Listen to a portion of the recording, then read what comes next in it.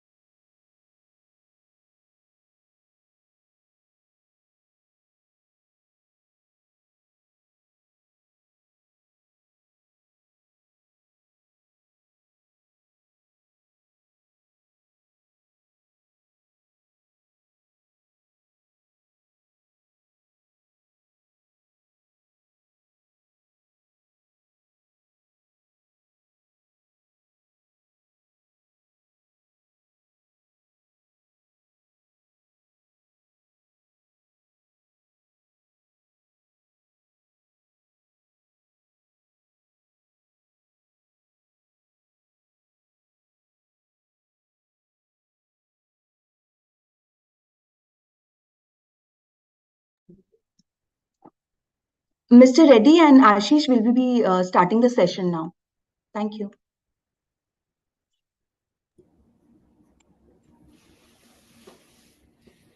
Yeah, Mamta, we are good to go. Okay. Good evening, ladies and gentlemen. Welcome to an engaging webinar featuring Padma Shri Award winner Dr. BVR Mohan Reddy, founder of Science and author of Engineered in India. This webinar will be moderated by Mr. Ashish Shankar, MD and CEO of Motilal Oswal Wealth. This webinar explores innovation and entrepreneurship in India. Participants are encouraged to actively contribute questions via the Q&A box. For optimum audio quality, request you to please use headphones or headsets. Without further ado, let's start this webinar. Over to you, Ashish. Yeah, thank you, Mamta. Good evening to everybody. Welcome to our Masterclass Vantage series. As you know, this is the series where we talk to entrepreneurs, we talk to famous personalities across various fields, and the whole idea is to get real life insights, actionable insights for all of us. Today, I have a very, very special guest for this session, Dr. BVR Mohan Reddy. He's got a very, very impressive biodata. I will try to read parts of it, otherwise, it'll go on for too long. He's the founder, chairman, board member for Scient. He's a visionary who placed India on the global engineering research and development map. He was somebody who dared to go beyond the conventional path and set up a company to provide outsourced engineering services. He set up a software services company. Today, there are two companies which are listed. One is traded at a market cap of close to 22,000 crores. The other is recently listed at a market cap of close to 5,000 crores. Apart from Scient, he's also been on the board and he's chaired several leadership committees across industry bodies like NASSCOM, on various educational institutions. He's an engineer from IIT Kanpur, and then he went on to do his post-graduation from University of Michigan. His book, Engineered in India, was inspired by his quest to share his journey with budding entrepreneurs as he mentors a lot of startups, he mentors a lot of entrepreneurs himself. And through his philanthropical pursuits, he also contributes to furthering the software industry by engaging actively with government bodies. He also does philanthropy through educational institutions. So really a giant in his field. And I've had the privilege of personally interacting with him, and his passion for mathematics, engineering, and numbers. I have witnessed. I mean, in all my interactions, I've seen that he has a keen eye and he's a stickler for numbers and details. And again, the other thing I've noticed about him is his. He's always punctual, always on time. I mean, he's always a minute before the meeting starts. Sir, welcome to you. Really a pleasure to be interacting with you on this format.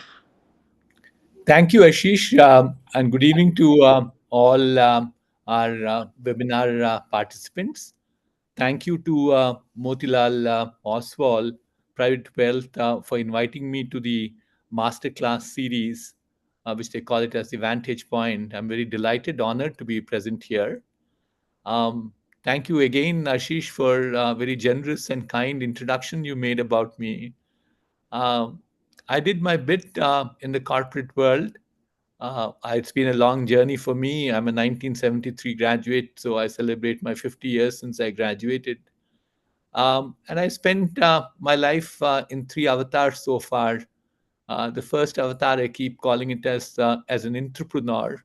I certainly was not an entrepreneur at that point of time, but I had every trait of an entrepreneur. I helped people build their companies. I was not the owner, all right, but never did I have any different mindset than the owner's mindset in terms of contributing to an organization. My second avatar was as a founder of then called Infotech Enterprises, now it's called Signed. I spent as a CEO about 22 years of my life from 1992 to 2014. I spent my life as a chairman of the board from 1992 to 2021. That's almost close to 30 years. I gave up that role too. But in the last 12 years to 13 years now, I've done the role of contributing back to the society. Society made me what I am at this point of time. And certainly, I think, areas that I are very dear to me are three areas. One is education, the second one is entrepreneurship, and the third one is to do with the social responsibility. So that's where I spend my time. Thank you very much again for inviting me. With that, I'll let you and the participant raise questions for me today. Right, sir. So, sir, let me start at the beginning. You were born into a middle class family. I think your father was in the police service, if I'm not Yes, mistaken. Ashi. And you write about that moment where you fell in love with engineering and mathematics. But more importantly, I would like to know about your early years and when did that entrepreneurship bug hit you? I mean, I know you became an entrepreneur much later, but it was probably always lingering in your mind. And why I'm asking this, sir, is that you started to work in an era which was famously called the license Raj, where only few, industrialists who were close to the government used to get licenses. And it was at the same time, it was a very exciting era because it was the birth of computers. I mean, from mainframes to, the workstations. I mean, the Apple was getting created, Microsoft and Sun Microsystems. So it was a very exciting era. So if you could just tell us a little bit about your initial journey as to how from coming from a humble middle class background, when did that entrepreneurship bug bite you, and how did it finally manifest in terms of the action? Thank you, Ashish. Um, the thought of being entrepreneur came into my mind fairly early in my life. I couldn't put a date on it. Um, but certainly, I think the question that always used to come to my mind when I was fairly young was, what is the purpose of my life?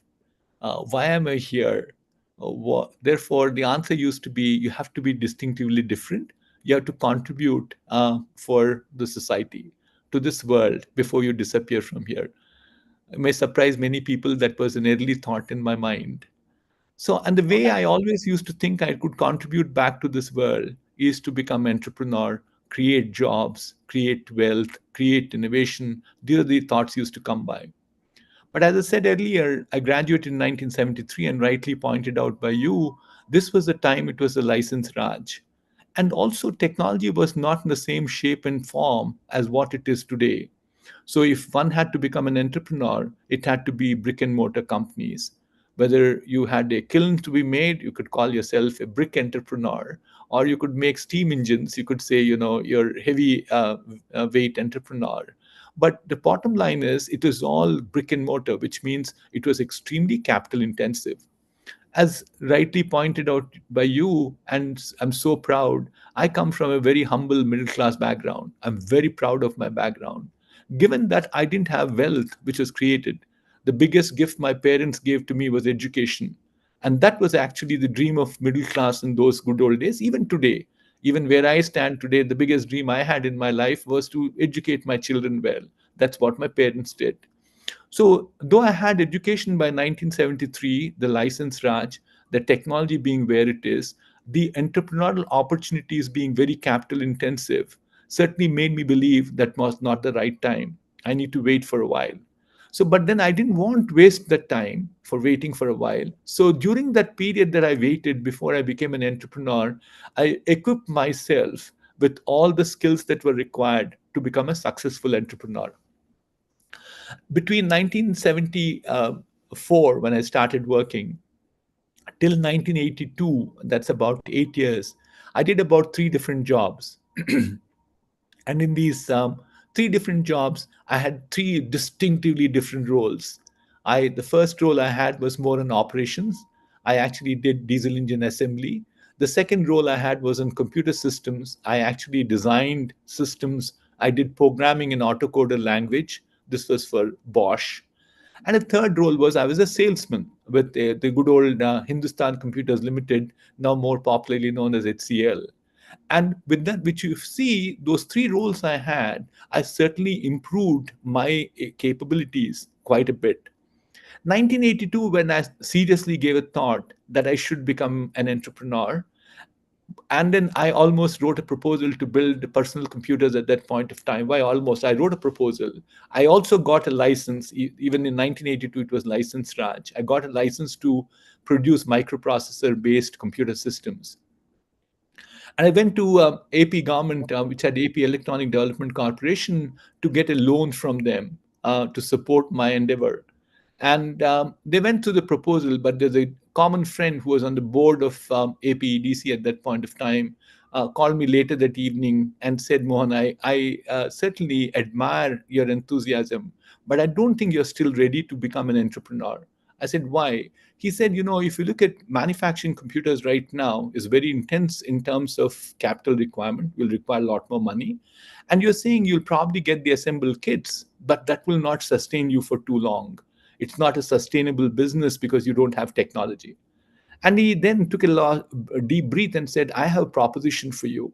And I said, what? He said, Tatas are setting up a company with a American NRI, excuse me, NRI, who had the technology with him. They are looking for somebody who could provide leadership. You're wanting to become an entrepreneur. They possibly will give you even some stake in the company. And excuse me, they will give some stake in the company. But what you should be doing is join them and build a company for them as opposed to doing something on your own. I thought it was a good idea. I met with the gentleman, which was Dr. Raj Reddy. Raj was world famous computer scientist. This was 1982. Slowly, the microprocessors were taking shape in the world, and the Tatas were represented by Mr. H. Tobaccowala, who was Tata Sons director. And they put a proposition together. I decided to build a company for them, and that was called OMC Computers. That was a semi-entrepreneurship avatar. But again, I didn't lose time at all. I used my stint of about 10 years with them to really equip myself to be a CEO of a company. I built a company which was the first time CAD CAM systems. So, therefore, if you look at my journey before I truly became an entrepreneur in 1991, 1992, I was not an entrepreneur, but in every form and shape, I used the time to skill myself to become a successful entrepreneur. So the message I have for our audience today is that look, you don't need to be an entrepreneur. You can certainly have the mindset of being an entrepreneur, which is I keep calling it as owner's mindset, the ability to cut across the bureaucracy, action oriented, frontline obsessive, customer centric. These are the characteristics that you learn before I became an entrepreneur. So the timing was perfect for me in 91, 92. because that's when the winds of change came by, and that's when I truly turned to be an entrepreneur. In fact, one of the stories I found really fascinating was, I think, early on in your career, where you traveled from Bangalore to Pune and then to Kolhapur just to get the spares. This is, I think, when you hit a roadblock within the firm on production. Yes. Very interesting. That's what I keep telling my startups to, or for that matter, the company that I run right now. I've been founder of the company. I don't run it any longer. It's got about 16,000 plus engineers. And one of the things that we keep telling people is that it doesn't cost you anything if you think that it's your company.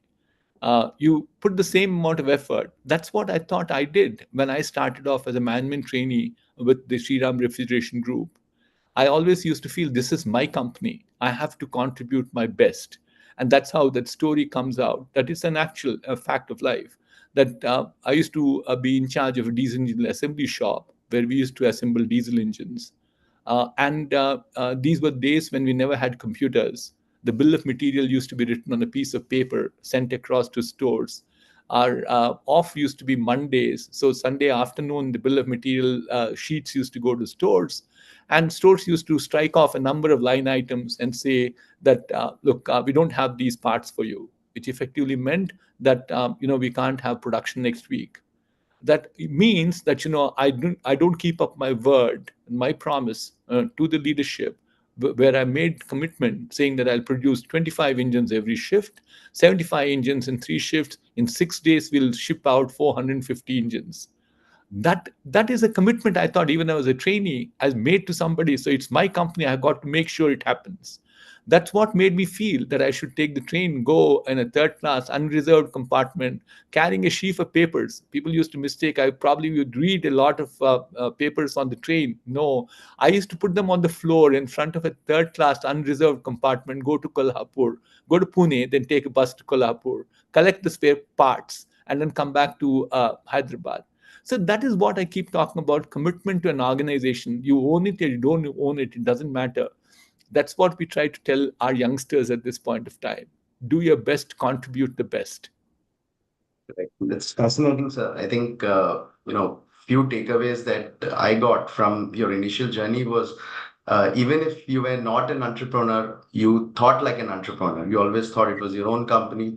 You really went out of the way to ensure that you meet commitments. I think these are valuable lessons for youngsters who are entering the corporate world today, and also for entrepreneurs to, see how to groom their own employees. See, one of the big advantages of reading journeys of entrepreneurs like you is we get to see the era from a very unique lens. And you started working in a time where capital was not abundant. You had to apply for licenses to start an industry. Uh, and entrepreneurship was not very fashionable. In fact, it was probably, if I may say, frowned upon by middle class parents.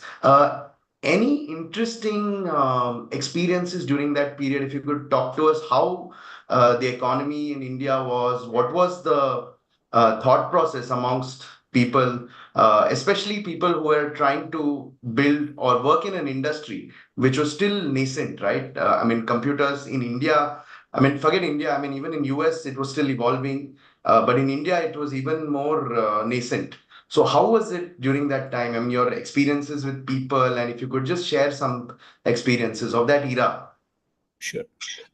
Actually, if you look at, the moment computers came into India extensively, the key turning point was 1976, 1977, when the then industry minister of Government of India, Mr. George Fernandez, decided to throw out both IBM as well as Coke from India, because they were not willing to dilute to the 51% level, which was mandated then by the government.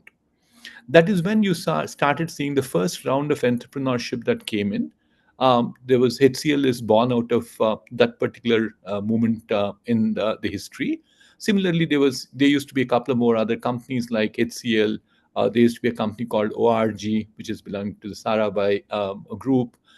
These were, and then a public sector company called ECIL, which is in existence but doesn't make computers any longer, all turned out to be computer manufacturers. But it took a long time before it started gaining steam. And in 1982, when I became started OMC Computers, my stint before that was 1980 onwards. I used to be a salesman for HCL. It was very difficult for us to sell computers. I still remember this anecdotal in amusing mode. I'll tell you that Mr. Cabra used to be a tire manufacturer, a tire dealer, and then we were trying to sell him this, saying that your accounts receivable, your accounting, your payroll, everything can be done on computers. Oh, everything, every trick we tried in the world, it did not work with Mr. Cabra. And he finally said, "Look, Mr. Cabra, what will happen tomorrow if you buy a computer is that today in the market, everybody says Cabra ji is a tire wala. And if you buy a computer, they'll call you the computer wala." So that was very fascinating. I said, your whole image will be changed. So we used different traits to make sure that people were willing to make that final decision of buying computers. It was a difficult task. It became a little more difficult for me in 1982 when I started with this company called OMC Computers, which I ran as the CEO for 10 years.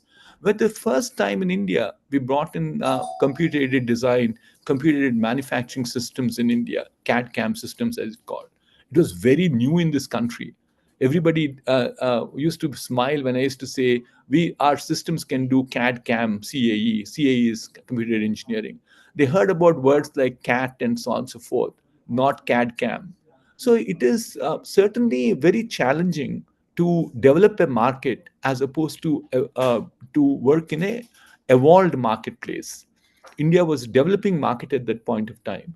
In that situations, you have a first movers advantage, but you have a challenge in terms of educating customers. So you have a fairly large cost associated with market development as opposed to taking a market share.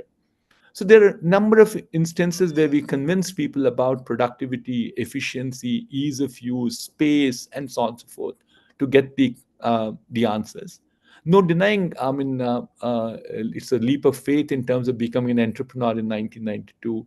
I do mention in my book too, in 1991, I turned 40 years.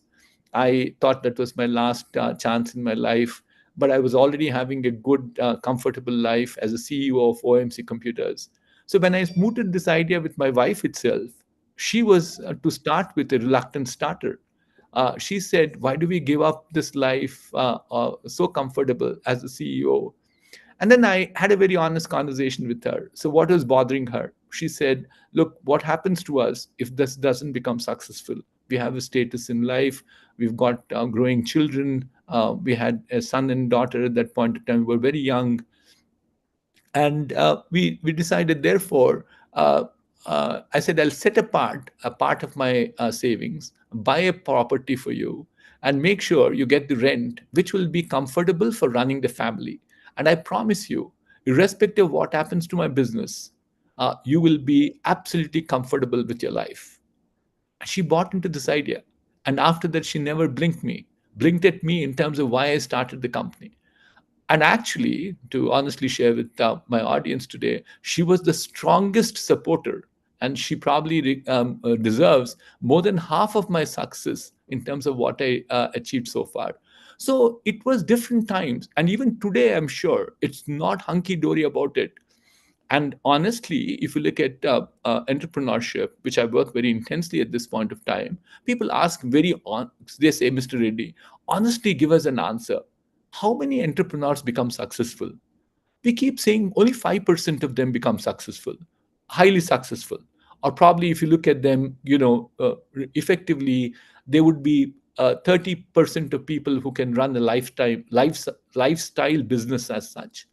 Moderately successful 10%, highly successful between 2 to 5%. So therefore they say, "Sure, sure, so why should I become an entrepreneur, or why should I make my child an entrepreneur?" Some of the friends come and talk to me. But I keep saying, you never know. You can be in the 2% or 5% for sure. So, what is wrong in taking a chance? Risk taking is a part of our life, and the rewards are fairly large. Absolutely. Rightly, you pointed out, Ashish, that look, we have now two publicly traded companies, so I can't hold the information. One is about 22,000 crores valued, and the other is 6,000 crores in terms of value. But how did these companies get start off? They started off with 20 lakhs of my personal savings. That was the seed capital with which I started. 20 lakhs of money translating into 26,000 crores over a period of 30 years certainly is a good story for other people to think about to become entrepreneurs. You also asked me one question about how was the financing scenario, capital scenario in those days when I started. A situation was very challenging because in 1992 when I started Scient or Infotech Enterprises, there were just two venture capital companies in India, just two. One was called ICICI had a venture capital arm called TDF, Technology Development Fund is what they used to call it. And IDBI, the other in the development bank in India those days, used to have a venture capital thing called VCF, Venture Capital Fund. And I went to IDBI. I finally, with a large amount of negotiation, got my terms done with them. There's no denying that I had an equity of 20 lakhs of my money. 5 lakhs came from a friend and a relative of mine, and I borrowed about 97 lakhs. My project cost was 122 lakhs at that point of time. Now, for that, which means I leverage myself well, all right. But look at the terms I got from IDBI. I got 21% interest on that 97 lakhs. I had to pay 6% royalty on my sales revenue. And there was a floor for it. There was no ceiling for the revenue payment, royalty payment. I think one of your friends called it vulture capital, if I'm Yes, not you're mistaken. right, Ashish. You got a good recollection. I mentioned this in the book too. So therefore, times were very difficult. Today, the situation is far different. I can name them. There are 200, 300, 500 venture capital funds that are available at this point of time in this country. I keep telling youngsters, money is in plenty, but you need to get a good idea. Nobody wants money. Money does not flow as a philanthropy. I'm very clear. And I'm unashamedly tell people I also invest in companies to make money out of my money. The reason is not because I want to carry this upstairs. There's no way that I'll carry with me. But I want to make sure that this money gets put to good use thereafter. That is the reason why we don't want to throw away money. So therefore, it's not philanthropy for sure. People should say, I have to have a proposition which is solving a problem. It is very unique. It can long lasting. There's a fairly large addressable market. I have a good team, and therefore I need financing now. So I Right. think the situation is dramatically different compared to what it used to be in the early 90s. The country has also changed quite a bit. I don't know how many of our viewers and you are completely aware. 1991, 1992 is when the government of India, the then Prime Minister Mr. P.V. Narasimha Rao, embarked on this globalization liberalization strategy. And India was on the brink of a disaster at that point of time. Precisely what today Sri Lanka is facing, India was in the same situation. But today, you look at the transformation that happened in the last 30 years.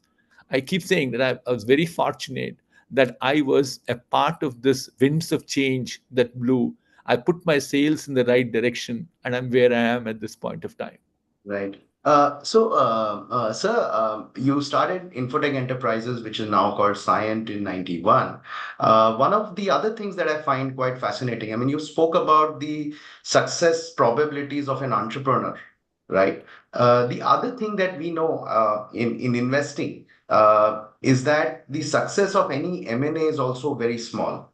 Generally, we shun, companies who do a lot of M&As, but you have really got a success formula there. I mean, even in your initial days, I read that you grew through partnerships. You ventured into countries so that you in other geographies like US, UK, so that you get geographical diversification in terms of customers. Secondly, all these started as partnerships or joint ventures or kind of M&A.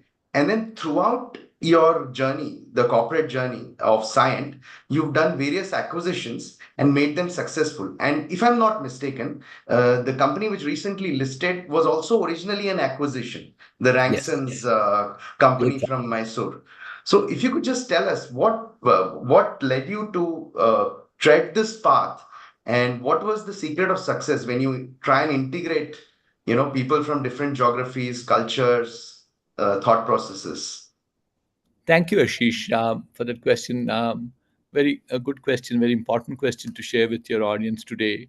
Uh, when I started, I was small. I just mentioned about 122 lakhs of money that I had with me that I raised. That was my project cost.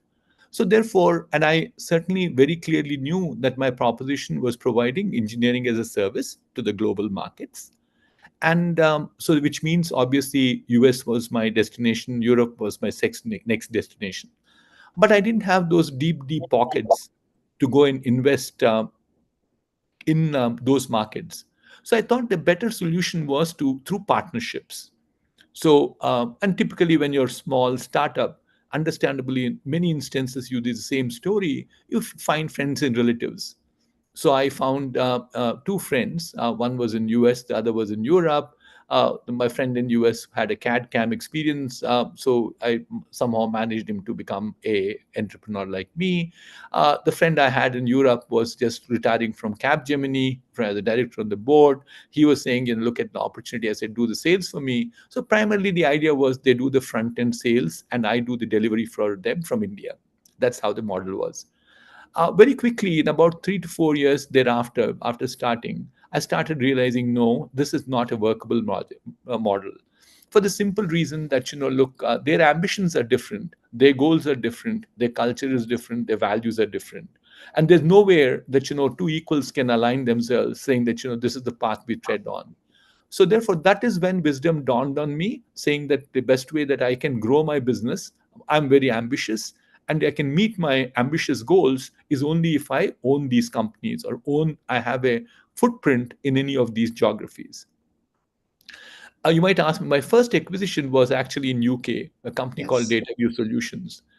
It was 1999, 2000 we did it. Very quickly on the heels, I did one more acquisition in Germany, and that was called Advanced Graphic Systems.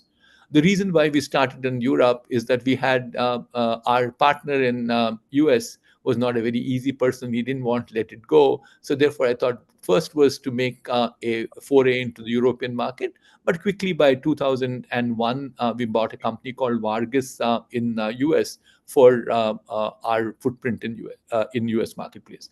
What is very important is that you have to have a footprint in a marketplace if you want to become successful and grow. You want to be the boss of your destiny. You want to decide on what your destiny is like. And that is how we took that aggressive stance of taking a few risks in life in making sure that we bought these companies. And I trust me, acquisitions and integration is not at all an easy job. It's a very, very difficult job. And in the course of last 30 years, we did about 20 acquisitions. While the first one was the smallest of the lot, the last one is the largest of the lot. We bought a company called Cytec in Finland, which is on more on sustainability engineering that they do. Uh, but what we always said to people, and I believe in it very strongly, is that our cultures can be different, but our values are not different. A common denominator for all of us is values.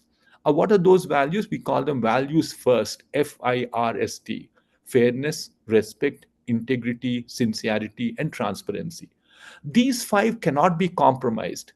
No culture compromises on these values. You have a culture which says that I need to have an afternoon siesta. It doesn't matter, so long as you're productive, you're efficient, I'm okay with that. That's a part of your culture. But you can't be saying that, look, my integrity cannot be questioned because this is the culture. No, that's not a culture anywhere. It's a human value that we have. So what we did was integrated them well by making sure our values went into these organizations. And certainly, we value a multicultural organization for the simple reason I'm a very strong believer the frontline workforce for us, customer facing workforce, cannot be foreign faces. So the local face makes a lot of difference. You what I suppose I take an Indian engineer, Indian sales guy, put him in US marketplace, and what could be a breakout conversation? He knows all about cricket. Clueless is my American customer about this word called cricket. He thinks, it's so therefore what we whereas he wants all to hear about the American football. So those are things that you need to know, because uh, uh, selling is not just making a sales pitch. There's a lot more niceties that are there in life that we learned. We are paranoid about our customers, so therefore we'll tell you all stories about it. But the sum total of the story is that acquisitions were very, very important for us in terms of starting up businesses. Like, we used different strategies. We talked about the three acquisitions that I did. That was basically to get a geographic footprint. The next strategy we used was, we decided that there was a fairly large opportunity in telecommunication and also in heavy equipment. And we had a list of 5 customers. We should get into it. We tried every possible trick on the sales book. We never got into them. Here is the brilliant strategy that comes to us. Let's go and buy a company which is already a supplier to these customers. So therefore, I did the customer acquisition strategy through an acquisition of a company. So that was the second round we did. Or the third round, we did the smaller one, which we always call them as bolt-on acquisitions because of a capacity that we had to create. We certainly did the bolt-ons. But a third one was, we said, we don't have presence in these verticals. We don't have subject matter expertise.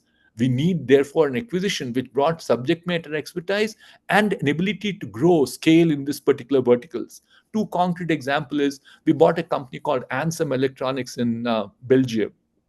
It's a small town called Leuven, out of University of Leuven, actually. And that was semicon. It's a small acquisition doing well for us. But the big one that we did is Cytec, which is on sustainability. Amazing company. This company right now has several projects which are there on carbon sequestration, which is basically that they capture carbon from the air and then push it back into Mother Earth. And there could be something more happening thereafter. So what are you doing is that you're reducing pollution by removing the carbon from the air. And that is, they do 17% of Oslo's pollution is being removed right now using the technology that we have put together. So those are the things. So the acquisitions happen because of different reasons. There's all ranks and electronics you called out. One, we wanted to get to electronics manufacturing. We did that. But the point I like to make is, acquisitions are very important to kickstart a particular business. Acquisitions are difficult to make, but you need to put in the effort to ensure that you integrate them well. Only then, I keep saying, my acquisition strategy is called maths, physics, and chemistry. My math to me is 1 plus 1 is 11. That's my acquisition strategy. My physics to me is all about strategy that has to be there. There should be a strategic intent that's there. Chemistry to me is chemistry between people. We value that. If you don't get the right people, it's not worthwhile at all. It might be a great company, but if you don't get along with people, it becomes a headache. It's finished. So we value our acquisitions through these three mechanisms to ensure that they became fairly well integrated. Uh, we had some regrets from time to time, but sum total of the story is, acquisition has been a great way forward for us. Very well put, sir. I think there's one a good anecdote I read where I think one of the acquisitions you tried very hard and you almost threw in the towel. And I think one of your partners told you that, this is what is called a lost dog syndrome or tired dog syndrome. It was Uh, a but lost cause syndrome. finally you got the company, I think. Yes, yes. The database solutions. Yeah, we tried everything possible. A deal was done, but then he wouldn't sign on paper. So Right. then our advisor said this word, lost dog syndrome. Uh, Correct. you you finally find occasionally these street dogs run along with your car, and they Right. catch up with you in speed. But after that, they don't know what to do because the car is moving on. So that's called the lost dog syndrome. You achieve what you want, but you don't know what to do thereafter. You wait for a while, you'll get the right answer. Right, right. So, so now my question is, obviously, even till 99, 2000, Infotech Enterprises was relatively a very small company. I mean, I remember the total size of the software industry was also $4 billion around 99, 2000. I mean, today, of course, we are close to $200 billion. Remarkable story. I think your turnover was around 21 crores, is what you mentioned in the book. Yes. Now, when we observe companies, and since at Motilal Oswal we run a huge research team, we find that there are distinctly three phases of any growth journey. The first phase is obviously where you are the entrepreneur, you are the proprietor. I mean, you are doing everything in the office, right? And I remember a story where you said the food would come from your house for your employees in Yes. Hyderabad, right? And then, of course, there is the growth phase where you are just trying to move fast. And you quoted, Lewis Carroll, who says you have to run faster to get one from one place to the other. That's the growth journey where you probably don't have that much time to think, but you have to execute, get in the business, and make it a sustainable enterprise. And then there is this third phase where this organization probably transforms into an institution. And I think somewhere towards the end of the book, you said, building the house of science, right? Now, again, the probability of an entrepreneur going from the first stage to the second stage is very low. And again, from the second stage to the third stage is extremely low because we find a lot of companies remain subscale for a long period of time, or sometimes they just fall by the wayside because they don't innovate themselves, right? So I just want you to talk to us on what it took you or what it takes to build an organization, of this scale, because scale comes with very different challenges. You can't be doing everything.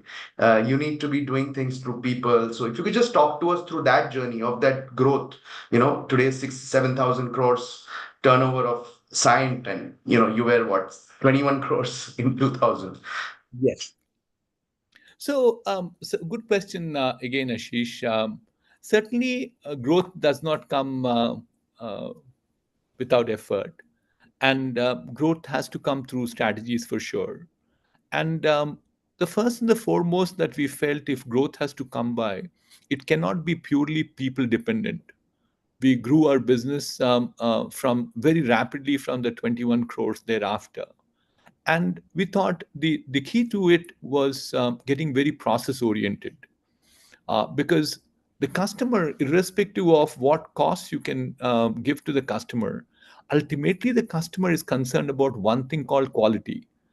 Even if the quality is even 0.1% lower than his requirements, what good is it? So therefore, if you want to scale and you want to consistently deliver quality over and over again with on-time deliveries, a key to it to us was process. So what we did as a first step in scaling our growth is to build processes. And the processes came a long way in terms of helping us when we were growing. So we are saying X comes to work or Y comes to work, it doesn't matter. So long as they're following the process consistently, they deliver the same quality to our customers all around the world. The second one is that we also thought as important as a process is also people. It can't be just process driven company. So people are very important. So we put together this 4 R's, as we call it: recruit, retain, retrain, and reward our people. And that became a mantra. Certainly, I think it came a long way in terms of making sure the company is what it is today. We could retain fairly substantial part of our talent, especially the A plus plus category talent. There's no denying, like attrition is attrition for all companies. So therefore, our ability to retain people and today engage them. And the other thing that we also did, which I like to share with your audience, is that our belief in life is you should share the wealth with wealth creators. in software industry, software services industry, technology services industry like ours, the wealth creators are people. It's their mind which creates the wealth. You can put processes in place, you can put strategies in place. All those are also playing an important role. So much before even Government of India came with an ASOP plan, we put one in play. We had a trust that we created. We moved our stock into the trust, and trust used to give the stock to our employees. Today, the last back of the envelope calculation shows that we have given away 1,000 crores worth of stock to our employees. That's about 5% of today's market cap, which I think I feel very delighted about it. I feel very actually. I use one other phraseology that if variable salary is not paid out, people say, "Oh, the cash is conserved in the company." I used to say, "No, that's a sad situation for the company if variables are not completely 100% paid out, because they're not performing, which means they're not performing to your expectation." So therefore, our ability to recruit, retain, reward, retrain people, and actually retraining is another thing that is very important.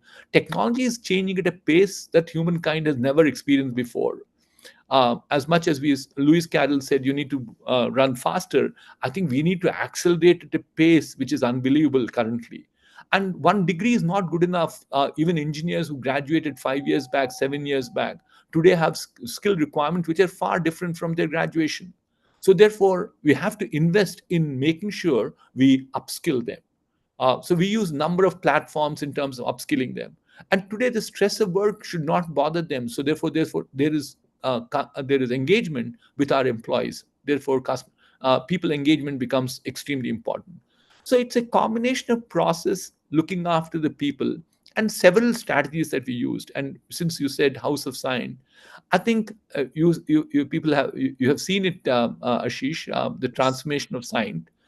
Innovation became a very important ingredient for us. We constantly innovated ourselves. I can tell you stories and stories of how we brought DNA into the culture of the company in terms of innovation. And part of that innovation was also succession. I'm a firm believer that one individual cannot have all the ideas. A group of individuals won't have. So we need to bring fresh blood into it. That is when, not only because of my age, but I thought fresh blood, fresh thinking will make a difference. In 2014, we brought a new CEO into the company. And I'm sure with in 2014, three big pivots happened for the company. Number one is we rebranded ourselves. We had a unique name called Signed. We went into manufacturing at that point of time, electronics manufacturing, and that is yet another important thing that happened for us. We brought a CEO who was my son, all right, but by any standard, he could have been leading a $1 billion company anywhere in the world. So we proved to the world, and he was not just plucked out of the air and said he is the new CEO of the company. He was working for me for 14 years before that, before he became the CEO. So people clearly saw a value in the company, saying that succession planning becomes important. So succession planning makes you to build institutions thereafter. If there used to be a good old saying which was raised by my chairman of the board in 1980s. I was very intensely involved with the company. I used to say I did everything, and he quietly asked me in a board meeting, Mohan, if a bus came and stopped on you, what happens to this company tomorrow? My answer was very immature at that point of time. But thinking about it today, since I became a publicly traded company, I have a belief saying that, I run an institution which is owned by public. So I am therefore custodian of public wealth. The role I play is a custodian of public wealth. I may be a shareholder, I may be a largest shareholder, that's secondary to me. So therefore, it is elements of this nature which made a difference in terms of building the House of Sight. Right.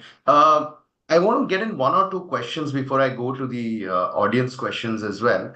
What are the one or two tough trade-offs or decisions you had to take when you were, metamorphosing from, let's say, a smaller company into an organization? And this will be useful for entrepreneurs who are at that stage, who are trying to take that leap to the next. Sure. So one of the things that always came to my mind is it's not very easy to let go things. So as much as at one point of time, I used to say I used to clean the desks, I used to fill water, all leave that apart. But I did everything. HR was with me, finance was with me. I knew my numbers. I recruited people, and now you say, no, no, this is not going to be you. Somebody else does this job. You don't have the responsibility for. That was a very difficult transition that I had in terms of let go of things.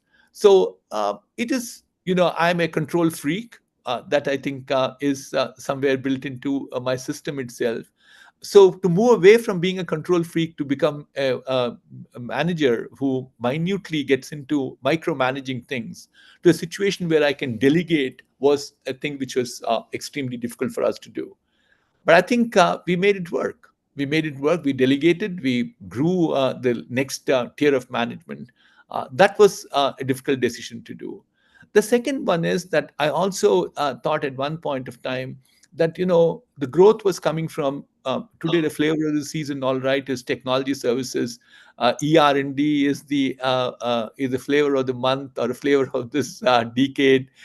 But in the 2000s, everybody in IT services growing very rapidly.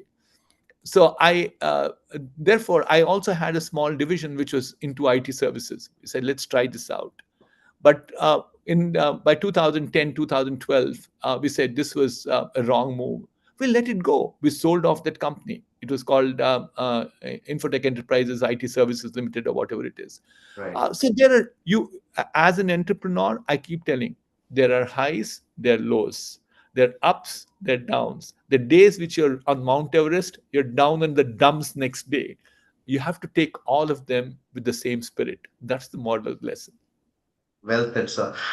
So before I move on to the audience questions, I definitely want to get your thoughts on, like you rightly said, it's a big opportunity.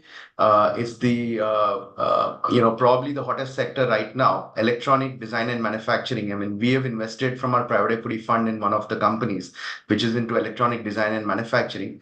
Somehow, India seems to have missed the manufacturing bus, whilst we've done extremely good on services.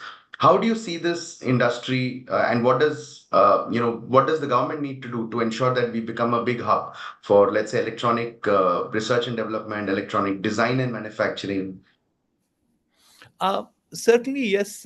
We could have probably started on electronics manufacturing much earlier than what we're doing at this point of time. There are good lessons to learn in terms of the success of software industry. The less amount of interference from the government was the way to go forward. Not to put constraints, but motivate people by giving incentives. You're aware till about 2003, 2004, 100% exemption was there on software companies and software services companies in terms of income tax itself. We had some amazing incentives that were there. Actually, any imports that we did in terms of computers, we did not pay even a rupee of tax, primarily to have cost of computing being a level playing field with any other country in the world. These are the incentives they did. I think the manufacturing piece, it did not fly for the simple reason. I think we had also a very intense competition of somebody who had an early start, and that was China. China was unbelievably ahead of us for various different reasons, including, I guess, they put right amount of effort in skilling. So they also had skilled workforce in manufacturing. So it became a very nice destination for many multinationals. But I think good news we have now is that the government is very much aware of importance of manufacturing, and the next wave that will come is in electronics manufacturing. You might say, why electronics manufacturing? Honestly, I think it's simpler to do compared to mechanical manufacturing. Mechanical manufacturing requiring precision and accuracies are going to be taking a little more time for us to get into, as opposed to what happens in electronics manufacturing. I think the fact that Indian government is right now planning to invest into a fab, and there are two private companies which have already announced that they will go into packaging, and number of other companies which are very progressive now trying to get into electronics manufacturing, including our own company, makes us believe that the story is slowly unfolding. But I think there's a big outcome fairly soon in this particular marketplace. And how do we think of the size of opportunity? Because, in obviously in 2000, $4 billion was the size. Today it's 200 billion. I don't think any of us imagined the software services industry would become so large. Uh, so how do we think of the size? I mean, what do you think is the size of opportunity for a country like India in electronic design manufacturing or ER&D? Uh, if you look at ER&D per se, let's leave the manufacturing momentarily. Currently, the engineering spend around the world by Fortune 500 companies is $1 trillion just Wow. on engineering design. Wow. And then you add to that the digital impact that's coming in. We think it's grown to a $1.6 trillion. That's the addressable market. Wow. And India doing about 220, $230 billion at this point of time. Even assuming you add digital plus ER&D together, they're more in the range of about 70 or $80 billion. 40% of that revenue comes from the rest of them are the traditional services. So we are still on the tip of the iceberg, even in terms of whether software services or technology services. Now, come to the electronics manufacturing.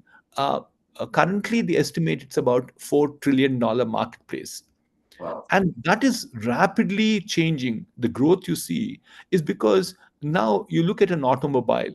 At automobile, one point of time, my early years, you go back to it. I belong to the generation where there were two cars. One was called Ambassador, and the other was called Fiat, and we all waited without any complaints for 7 to 9 years before we got car after making 100% down payment. I'm sure the youngsters wouldn't even understand what I'm saying at this point of time, but from that situation, that automobile, which is 100% mechanical, the only electrical or electronics used to be a starter motor that was to start the car, and the second used to be signals, which used to be two arms which used to come out from the middle beam of a car. And from that, today, if you see, 60% of our automobile is electronics. The transformation is very large. We're looking at some of the gigantic, very large, life-saving devices. They're all getting down to miniaturization, miniaturization. Gordon Moore predicted in 1976 that the computers will become faster, smaller, cheaper by two times every 18 months. It's taking even shorter than that Wow. after about 45 years since Gordon Moore predicted it. So what we think is electronics is a big play that's there, and this country is getting prepared for it, including companies like us. Great, great. Thank you very much, sir. I'll get in some questions and comments before we can conclude. This is a comment, not a question, by Mr. Ramanathan Arunachalam. He said, "Proud to share that Dr. Mohan Reddy is my guru guide to introduce me to GIS at Reliance in 2000. And I have the distinction of developing digital map of India using satellite imagery." So that's a comment. Thank you, Mr. Ramnath. Yeah, and now there's one question. Can you enlighten us on why India missed the bus on semiconductor, in spite having SCL in Chandigarh for over 3 decades? I guess two reasons. The semiconductor business, especially the fabrication, fab as it's called, fab of the film, is an extremely expensive business. The investments are the $1 billion to $2 billion range is what people put it at. So, and it's not a profitable business from day one. So, therefore, there's no denying that the government intervention is required, government support is required for self sustainability of any nation. So, the then government decided the best way to do that when you put government money is to put into a public sector company. And we all understand that, given some of the constraints that the public sector have, they are not the most efficient places to work. And this is something which had to be nibble footed. It had to be an agile culture that had to be there, which did not happen with SCL. And that's the reason why I think we had very serious challenges. So government recognizes it well. I think now, if you look at I think yesterday even the Secretary Meity talked about it in newspapers. So there were newspaper articles about it. That if you want to put a packaging unit for electronics, for semiconductors, that's basically you have fab, which is basically the film that gets done. 80% of the global market is with TSMC in Taiwan at this point of time. But once that fab is done, you package them into chips. Chips are different components and so on and so forth. Even for that matter, sensors also have semicon inside that. That itself is about a $700 million investment. And the government has come forward and said they will give, the government of India will fund $300 million. The state governments will fund $200 million. I think three state governments have announced it: Gujarat, Telangana, and I don't know the third one, I think Tamil Nadu. Three governments have done that. And the result is there's only $200 million. So therefore, you're bringing down the risks for a private company to get invested into even packaging itself. There are two takers. I think two of them have announced already. I think Tata's did that and Micron has done that, saying that they will put packaging units in India. So as I'm trying to get into elaboration for the simple reason that there's fairly large amount of activity, which makes me believe that the future is very promising for semiconductor and electronics. Great. Thank you very much for that, sir. Apart from technical knowledge, what do you look for in the leadership team when you recruit for the top tier? uh, Technical knowledge is one thing important, all right. But the first one that we look for is the values of the people. We are paranoid about our values. We want to do background checks with them. We make mistakes, all right, occasionally. But the fact of life is that we do a fairly large amount of checks with them in order to make sure that they get very aligned to our value systems. That's number one. The other thing that we also believe is that people, if they're fixed in their mindset in this changing world, you cannot have prosperity. So, what we think is a people who have flexible minds, ability to learn. In the interest of transparency, and I'm sure people would have calibrated me, I'm 73 years old. I still believe that there's a lot more learning to do. And there's nothing wrong. I may disappear tomorrow morning. I might not be here. But what's wrong in learning today? Uh, so, therefore, we like to see our leadership, which have flexibility, adaptability, and ability to learn all the time. Learning is now become a constant journey. We have to be, all of us have to become lifelong learners. So, these are some of the traits we look at our leadership. Great, sir. One last question from me. How do you spend your time now? I mean, you mentioned in your book as well that you spend your time mentoring a lot of entrepreneurs. You're on the board of many institutions, including some of the top educational institutions in the country. So just want to know what occupies your calendar now. Good question again, Ashish. I mean, I am the mode for last 12, 13 years of giving back to the society. I currently run two of the IITs as a chairman of the board. One of them, I'm 13 years old. The government gave me, it's a presidential appointment. They gave me one more term of 3 more years, which means I'll get closer to the 15 or 16 years by the time I step down. So therefore, where do I spend my time? One third of it goes into education, largely higher education. And not only that I chair this board, but I also participate in several committees of Government of India, several selection committees that I sit on, recruiting leadership for the best of the institutions you can name. I'm sitting on the leadership selection committees right now. The second one third of my time goes into startups. I have a family office. I mentor them. I used to be on the boards of several companies, but I now am left with just three boards of startups right now.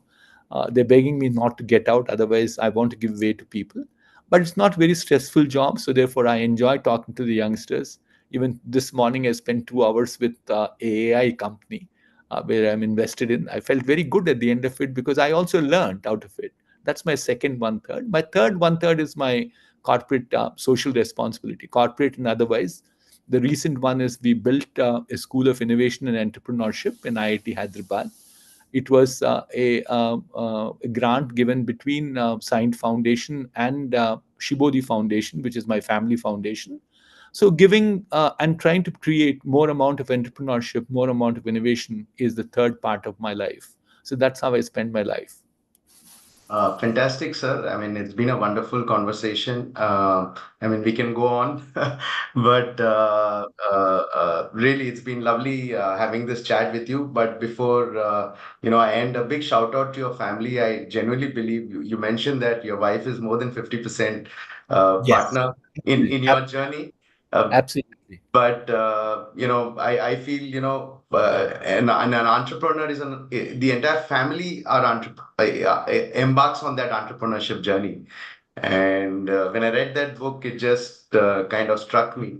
Thank you, So, so thank you very much, sir, for this conversation. I'm sure our customers and other people who've logged into this webinar must have taken many, many insights. And just as a reminder that this will be available on our YouTube channel, the Motilal Oswal Private Wealth channel.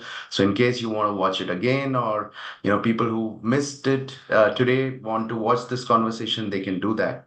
So thank you very much, sir, for Thanks this. again, Ashish. Thanks to Motilal Oswal Private Wealth. I deem it an honor and privilege to participate in this webinar today. Thank you for all the support you provide to us, and we wish all the audience and you all the very best. Thank you. Thank you, Thank sir. you. Thank you very much. Thank you, everyone, and have a wonderful evening.